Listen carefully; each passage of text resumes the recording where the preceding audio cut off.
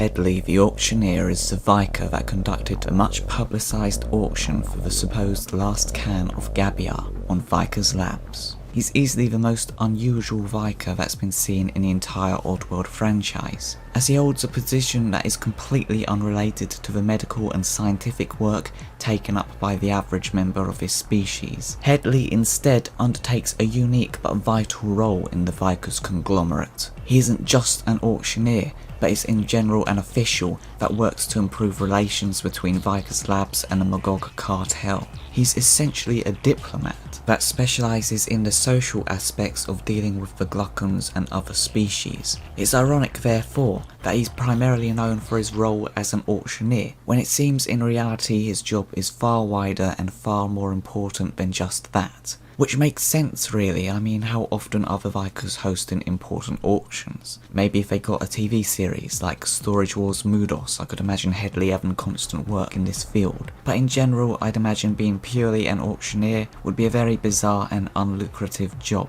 especially considering his race.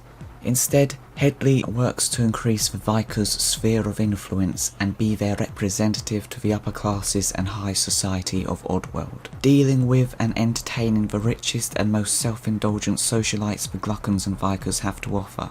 In order to mix in with this crowd and fit in perfectly, he is shown to have a very fake and put-on disposition, intended to imitate and be the pinnacle of a stereotypical member of Oddworld's high society, wearing a very bad toupee, a monocle and a bow tie. He also weirdly wears elements of a dress shirt without wearing a shirt itself. He has a collar around his neck which keeps the bow tie in place, and also has double cuffs around each of his 4 wrists. I guess that's the right term for a Vykker. These cuffs of course being secured with cufflinks, another upper class fashion statement to some degree I guess. Although personally I always thought that cufflinks are like one of the few accessories that men have, but there we go. I just realised accidentally upon doing research that the collar and cuffs are basically what the Playboy bunnies wear. To further add to his upper class image, he has a mole on his face just above his mouth, which is a stereotypical high society look. It's presumably artificial and put there by him on purpose. In fact, considering he's a Vykker, potentially he had it surgically attached maybe. But fake beauty marks very reminiscent to this were very popular, especially with French aristocrats in the 17th century, as a sign of someone being a member of nobility, although they date back to ancient Rome. Headley's outfit combines together to give him a very standard auctioneer look, as well as fitting in wonderfully with the rest of Oddworld's important inhabitants, though concept art shows him going even further, outright wearing a tuxedo-like outfit in addition to this.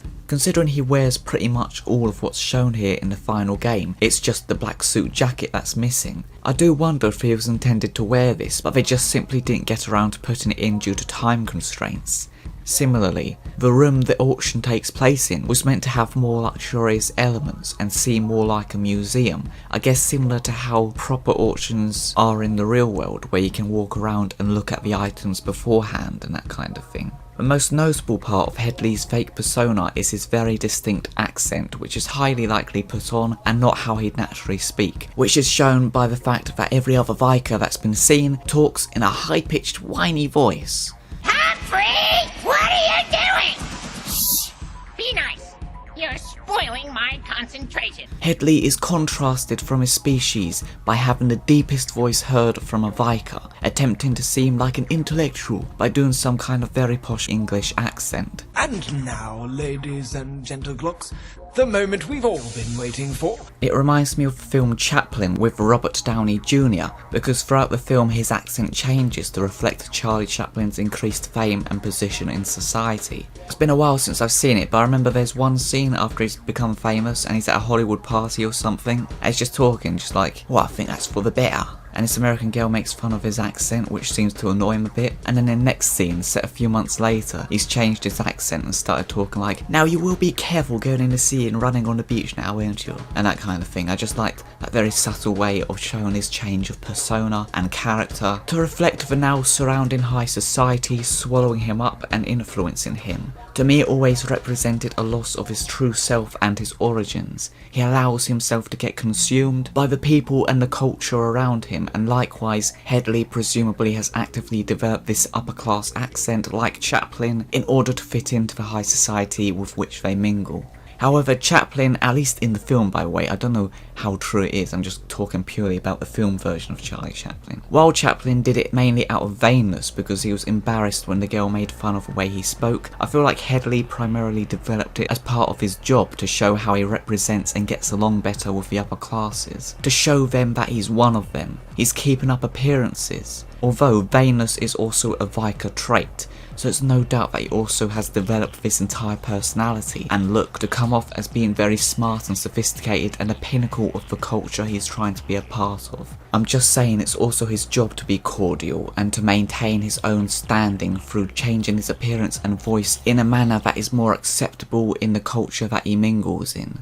Your average Vykker and Glocken probably would think each other are quite weird. They both have different desires and well, even interns seem to think the Vykkers are deranged. I could imagine them being really uncomfortable to be around, so Headley is there working on the fringe of their businesses, being the social representative that they so desperately need in order to smooth things over and maintain good relations with the Glockens, as well as the other races of Oddworld. Though I imagine Headley isn't the only one doing this, and the size of Vykkers Labs and their conglomerate suggests there must surely be more like him, but in general it's very rare to see a Vykker playing this role. I'd imagine as part of this role, Headley is not just the key communicator between the Vykkers and other species, but also between the many businesses and organisations within their conglomerate, such as arranging the auction in collaboration between Vykkers Labs, who hosted the event, and Vykkers Fine Foods division that procured and provided the last can of Gabbiar. Playing such an important role, he is someone that needs to know how to do all sorts of things and takes parts in every aspect of it, such as the auctioneering, socialising and diplomacy.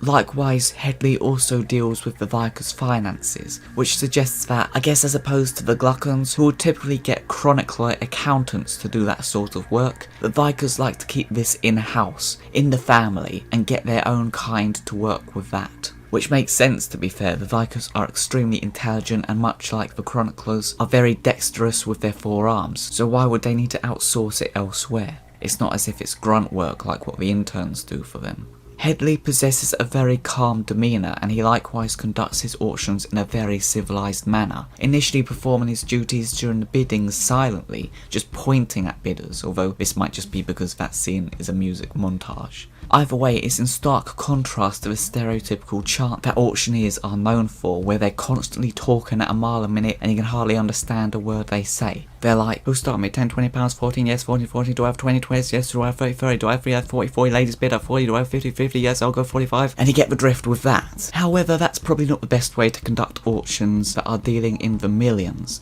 and these types of high stakes events, typically from what I understand, take place at a vastly slower rate, as seen in Munch's Oddysee, as you'd expect. I also just noticed while watching this that Headley actually counts on his claws, which is quite funny. Going once, twice. I sometimes wonder with this scene, considering Munch's Oddysee came out in 2001, if Oddworld Inhabitants were inspired by what is actually my favourite Futurama episode, 1999's A Fish Full of Dollars, where Fry finds out he's a billionaire and goes to an auction for the extremely wealthy, and a bidding war erupts over the prized item, the last can of anchovies. The concepts of both scenes being high money auctions for the last known can of a fish product seems like such a weirdly distinct premise, though comparison is something I've thought about considering there's only 2 years between them. The current whereabouts of Headley the Auctioneer after the events of Munch's Oddysee are unknown, as in canon it hasn't ever been explicitly said anywhere. After successfully conducting the auction on Vykkers Labs, in which Lulu purchases the Gabbiar for 3 million moolah, much to Headley's excitement, the facility blows up and crashes to the ground. The Oddworld wiki lists Headley as a deceased character, although I think Rick the Slig said he made it out just in time. As it isn't stated either way anywhere in the games or official material as far as I'm aware, I think he's meant to have just been presumed dead in the destruction of Vykkers Labs, but ultimately it isn't important to the story of the game, and so it just wasn't mentioned. They can just sort of decide whatever you want, I guess. I rather hope he did get out, as I would argue he isn't really shown doing anything wrong. He's probably the nicest Vykker that's ever been seen, being really cordial and just really nice. As not being in the surgical professions of his brethren, he isn't shown doing any sadistic acts or possessing those same tendencies you'd expect from a Vykker, although perhaps he still is into that but just suppresses this as part of his job, and to fit in better with the alien cultures and top nobility he has to deal with. You wouldn't exactly get very far if you started making chit-chat with Tex the Glocken being like, "Oh, I skinned a fuzzle the other day, it was hilarious." He certainly seems to be very dedicated to his work, much like the Brewmaster, however unlike the Brewmaster, who belongs in a culture that I believe results in him becoming an outcast among the Gluckons. Headley plays a vital role in managing the Vykkers' operations, and I feel like the other Vykkers probably don't care that he isn't in the same profession as them, and he isn't disadvantaged by not being in the same family business. If anything, he probably is at an advantage because he's so valuable. He's in a really unique position with a specialty that Vykkers aren't usually known for. I really like the way Oddworld Munch's Oddysee not only introduces the Vykker race to Oddworld, yet already within the same game creates a character that nuances the stereotype of their kind. I like the way Oddworld's races represent different areas of expertise and specializations, such as the Gluckons with business, the Vykkers with medicine and science, the Sligs with security, etc. But I also think it's important that Oddworld doesn't bind each species to these roles, and give examples that buck these trends. It gives this universe far more creativity by showcasing the inevitable exceptions to these rules, and what you're familiar with. And as a result, I really like the uniqueness of the character of Headley the Vykker Auctioneer. Hello, follow me.